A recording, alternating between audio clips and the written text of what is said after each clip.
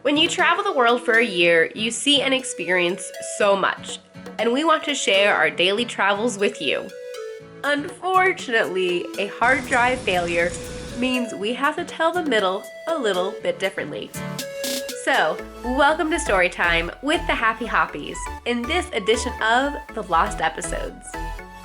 So in our last video, we talked about exploring the Dead Sea. If you missed that video, make sure to go ahead and check that out.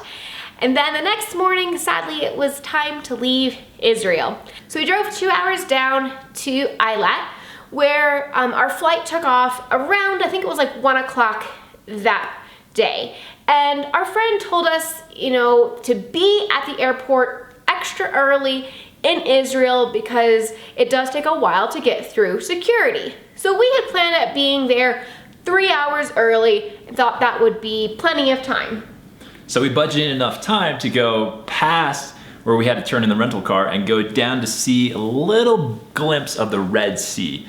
Technically it was what? Yeah, technically it wasn't the Red Sea. It was, hang on, I have it written down.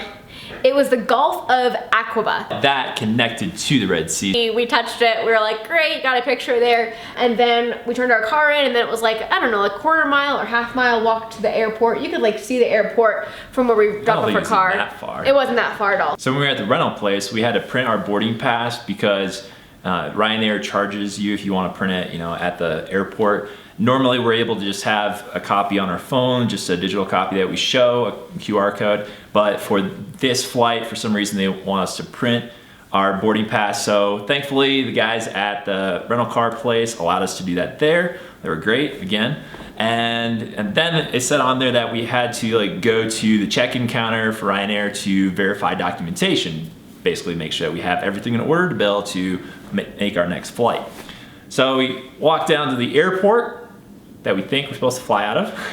That's right across the street, basically, from where we dropped the car. Get down there, and we don't see Ryanair kiosks anywhere. And so we went up to another airline kiosk, and we're like, where's the Ryanair check-in counter? And the lady's like, oh, that's not at this airport. You're talking about this other airport, like 40 minutes away from here. I'm like, oh, great. Well, we just dropped off a rental car. How do we get there? Well, there's a bus that goes there 3 hours before the flight. It just left. She's like, oh, great. So what's the other option? Like, well, you can take a taxi. It's going to be pretty expensive. So she thought the bus left. She wasn't sure. And apparently the bus didn't leave from the airport, which in my mind would make sense, but it left from somewhere else in the city. So we are outside kind of like just gathering our thoughts, like, okay, what does this mean? Like, we have to get to our flight. So she described where the bus station was where we need to go to, and it wasn't like right there we had to go to be able to get our ticket.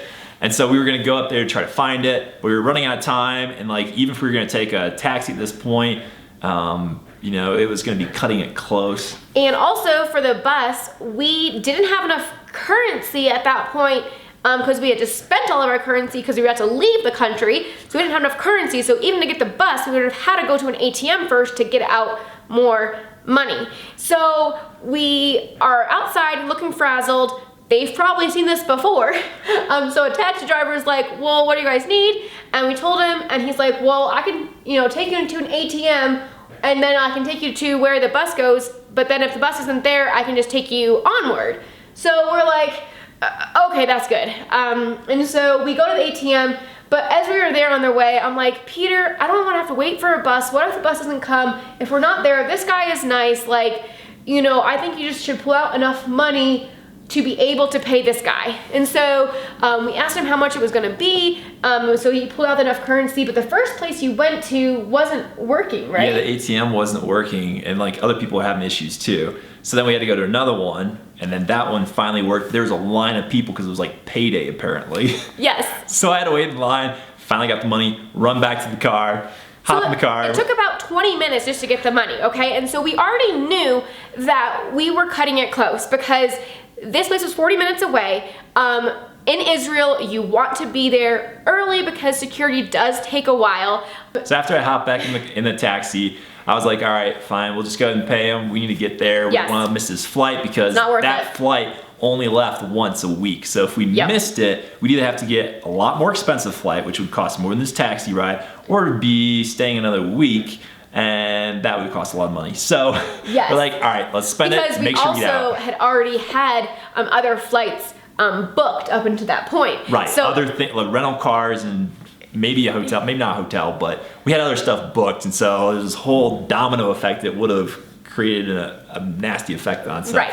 So anyway, it was a little bit of an expensive taxi ride. It was about $70 US, which is funny that was more expensive than our 4-day car rental, just for a 40-minute drive. But at that point, we were like, you know what? I don't care.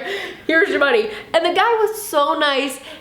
It was really cool. We were actually driving alongside of the Egyptian border, and so he was talking about Egypt. He was talking about that. He was giving us some history, pointing out the guard towers as we went by, watching the borders. And he had 7 kids, and so we kind of felt like, you know what, this was a mistake on our part. But hey, we're supporting him, and he's an awesome guy, so we were happy to do that, as long as we made our flight. You know, that was still, we weren't sure if that would happen. He was booking it. He's like, yeah, most people won't go this fast, but I'm a crazy taxi driver, so I'll get you there. He was insane, like crazy fast. Anyways. But he was safe. He was good. Yeah. But talented driver. I was definitely buckled in. Actually, I don't think the buckle was working. No, I think it did. Oh, was it? Okay. Yeah. We had heard and we knew that Ryanair doesn't always fly into the main city airport. You know, we had heard that in London that, you know, you fly into London, but it's actually, you know, an hour outside. And that's, you know, Ryanair, they're able to get such low cost flights because they don't always go with the main airport. Going to have a cheaper airport. Yeah, but, you know, we had flown with them several times before, and we just thought Eilat wasn't that big of a city that, of course, it had to be there, and it said Eilat, and I didn't think to look up, because this airport was literally in the desert. There was nothing else around it. So apparently this airport was actually, it used to be like a U.S. Military base, I think, and so it wasn't really set up for international travel, and the security line wasn't at all. But anyway, when we got there, though, we had just like caught up to the bus. Yes, and so with as fast as he was driving, that bus probably had already left by the time we had been at the airport in Eilat, and so we definitely would have already missed that bus, because I mean, we caught up to them, and so we tried to grab our stuff really fast and get in front of as many people that we could from the bus, because the bus was actually quite full, but it was such a long line when we got there, because it was just not set up for the capacity of that many people in this makeshift airport. Yeah, so it was a small building that the actual airport was in, but then they had 2 tents basically set up on the outside to be able to handle the extra lines. So you go into these tents, you start weaving through this really long line, and they were kind of taking turns out of these different lines, like alternating who was going when, and there didn't seem to be a rhyme or reason. We were trying to figure it out. We're like, okay, it should be our turn. Oh, no, it's not. They're still taking more from that line. Like, what? And at that point, our flight was supposed to leave in like 30 minutes or something like that, and we're still stuck in this line, and we're going like one person every like 2 minutes, and there was like still 50 people ahead of us. And so calculating it, I'm like, we are not gonna make it out of here. Like, this is crazy. And so they did start like asking, like, if you're on this flight, you know, come in the front of the line, that kind of thing. And we're like, well, hello, like our flight, you know, but apparently there were other flights that also had been waiting there that long, that they were leaving like 10 minutes before us. So they took those people first, but that kind of just delayed us. And the lady that was directing, you know, when people could go from each line, she's like, oh no, you're fine. She's like, I got you, you're fine. Yeah, the flight's not gonna leave. There's lots more people with you. It's not gonna leave you behind. Right. But the reason that it was that long is that was the craziest like country to get out of. Coming in, there wasn't really that much security, didn't feel like, just the normal process of getting checked into a country. But getting out of the country, there was like 5 different checkpoints. Just 4. We skipped one of them. Well, there was an extra one you could have gone to. There was 5 potential checkpoints to go through to get out of the country. So anyways, we went to the first checkpoint, which was them looking at your passport and asking questions of what you did when you were in Israel. And also they looked at, other countries you had been to. Now this is a very important note because we weren't sure when we were routing our trip if it was wiser to go to Middle Eastern countries first and then to Israel, or go to Israel and then to Middle Eastern countries. And thankfully, a friend of ours had told us, you want to go to Israel first. And so we found out, yes, that's true. When we got there, we were going through line. We got through that first checkpoint pretty fast, but there were some other people that we had been talking to that were in line that had been to Tunisia, and they were asking them all kinds of questions. They took 20 minutes maybe to get through that first checkpoint. And so he had been to Tunisia 2 years prior, because he was an American and we were talking to him in line. We had plenty of time. And so, he had been on vacation to Tunisia 2 years ago, and they questioned him so hard about that. They had this old military looking scanner that you would run all your bags through. So you did that one. Yeah. Next, it was this long scanner. They had a couple of them going. But it wasn't your normal scanner. You didn't have to take out your toiletries. That's next. You didn't have to take out your computer. You just scanned it. So this was looking for bombs or materials that you make bombs out of, I think. So that was the initial scan of the bags. The next step was if they wanted to look at something from that, then you would go over and they would manually go through your bag and ask you questions or pull stuff out. So we thankfully got a ticket to go past that next manual physical check they said you don't onto need the to. next scanner. So then the next scanner you go through, and that's more like the one that you walk through that has things on the sides, and then your normal baggage scan check, we take some stuff out. Mm-hmm. And that's where our bags went through. We walked through the scanners, and the lady asked me about something in my bag, and she was looking around, and she's like, do you have a wine bottle opener or something right about here? And I was like, yeah, I do. And I pulled it out, gave it to her. And the guy at the first checkpoint had said, he had asked if we had any weapons or whatnot. I told him I had this, bottle opener. So that would be the only thing I had that might be considered that. He's like, oh no, you're fine. And the lady was like, no, you can't have that, I'm sorry. And we're different from that first checkpoint. They don't know what it's talking about, whatever. We have the final say on this. This cannot go. We gotta confiscate that from you. So they had to take the wine bottle opener. And it was from Paris, and so we had done several other flights since then, and it was fine. But there at that airport, it wasn't allowed. So he lost his Paris souvenir. So then after that checkpoint, we had to go up to some kiosk and scan our passport or something, I think.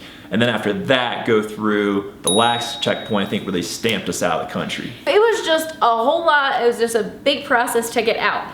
All right, so we had a little extra currency that, we were planning on getting to the airport 3 hours early for our 1 o'clock flight and eating in the airport. So we hadn't had any lunch packed or anything like that. And as soon as we got through security, I always like to do when I walk through security is, fill up my water bottle, go to the bathroom, and grab some food. Well, we couldn't do any of those, and so... Well, we could have, but we're at this point, the plane could be leaving any second, right, so let's get to the plane we just weren't ASAP. Sure. So knowing what we know now, we would have been fine, but our flight was supposed to leave in 10 minutes. By the time we got through security. So we're running out there and starting to sweat because it's hot, it's daytime. Yes. Anyway, we get out to the flight, we make it onto the plane, they're like, no, you're okay, you're fine. And then we found out that they were waiting for other people to get through security, and it took a while, and other people were coming out with food and snacks and stuff. We're like, we should have grabbed stuff. Yeah. But we didn't. I think that we left 30 or 45 minutes late.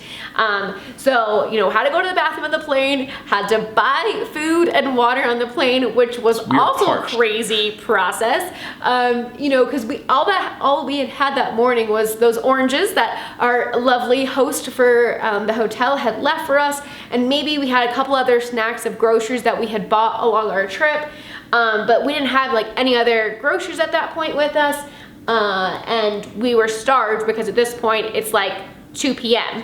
And so it was a 4-hour flight, and so we're all right, we have to eat something. And so it was 20 euros, I think, for this one meal. I think we got a couple meals. It wasn't too crazy. No. It was airline pricing, but it was reasonable. Yes, it was reasonable, but that was the first time that we actually bought airplane food, but we had to eat. And I think, we tried using our credit card, but for some reason it wasn't working there. And then Ryanair asked, oh, is this an American credit card? And they're like, yeah, for some reason they don't work with our system when we're flying in the air for some reason. So then I think we had a little bit of cash that we could use to be able to pay for it. We had like just enough to get one meal and some water or something. Yeah. Yep. So anyway, so that was our adventure. And oh, you might be wondering, okay, so where are you flying to? So we actually flew from Israel back to Belgium. So find out in the next video why we went back to Belgium. See ya.